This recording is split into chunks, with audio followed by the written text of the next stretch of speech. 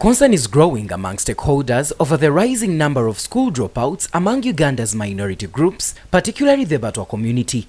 This issue was brought to light during a positive dialogue meeting on access to health, education and other social services, as well as feedback from the local government stakeholders on the status of services to minority and indigenous peoples, MIPs, communities.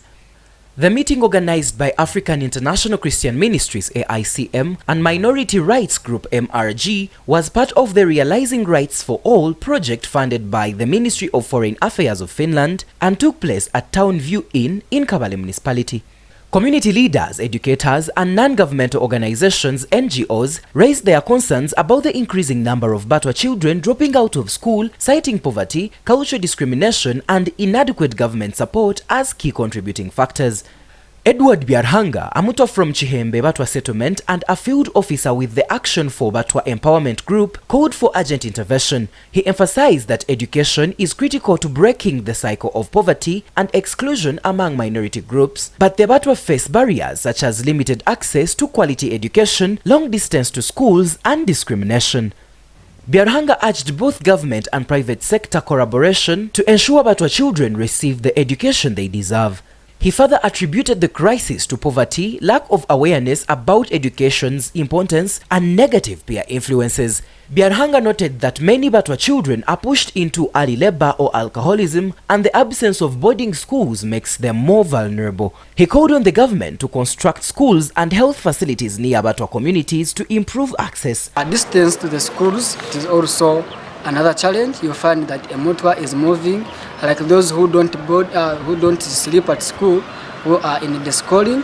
You find they are moving a long distance. Yet, and remember, with the Batwa, we don't have the money to transport our children to school and back.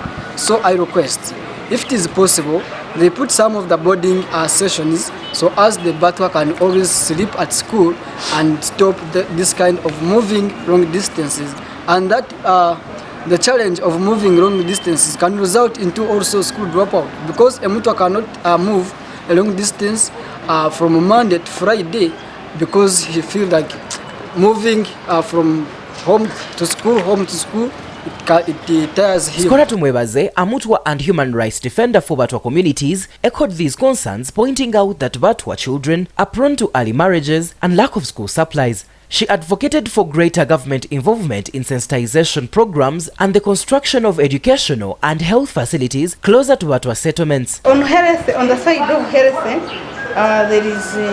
it is just only discrimination and lack of education or sensitization of the Batwa community. We have failed to get the people who go to the field to go and talk to our people in the community. At least if they talk to them and encourage them and teach them how to visit the hospitals, or when they get a problem where to go, at least they can be going to access the health services. Secondly, when they go to hospitals, some of them have not washed the clothes, they are looking in a funny way. So you find out that they discriminate them according to how they look and according to how they have come.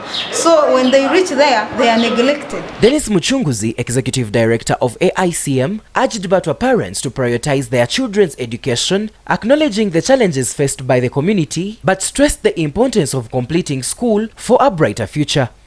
Muchunguzi emphasized that NGOs like AICM are advocating for more inclusive educational policies, scholarships, free school meals, and cultural sensitivity training for teachers to help reduce dropout rates. In the study we conducted, we realized that most of the Batwa children are often influenced by their parents to go into alcohol, smoking, and other bad practices.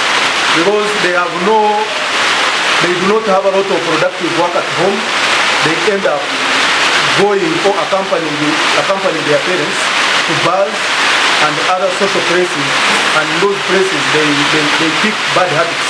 So if a boarding section is introduced to them, it would really help enabling them to stay in school a bit longer than it is now. Despite ongoing efforts, Muchunguzi revealed alarming statistics from recent research showing that fewer than 20% of Batwa children complete primary school, with over 51.4% dropping out in their first or second year. The research also found that many Batwa children walk over 5 kilometers to access education and healthcare facilities. We conducted a study on access to health and education in Kigezi and Bunjo, and out of the 500 learners that were reached, 257 had left school. 500 students were in school at the beginning of 2023, but by the end of the year and at the beginning of 2024, 257 students or pupils had left school, representing 51.4%. This is a worrying figure, because even in other studies conducted by our development partners like DMCT, like Bara University, like CCFU and other partners, you really see that there is high dropout rate among the Batwa ethnic minorities. Access to social services is also a big challenge. Representatives from other minority groups in Uganda, such as the Basongola, Banyabindi, Bagabo, Bakingwe, also participated in the meeting and expressed similar concerns. The Batwa, a semi-nomadic Pygmy tribe, lived as hunter-gatherers in the forests of Echuya, Bwindi and Mugahinga for centuries. However, in 1992, the government evicted them from their ancestral land to conserve wildlife, leaving the Batwa without alternative land and in a vulnerable position. This story was compiled by King Solomon Twinamasco and Norbert Ndiamhachi for Kigezi Television.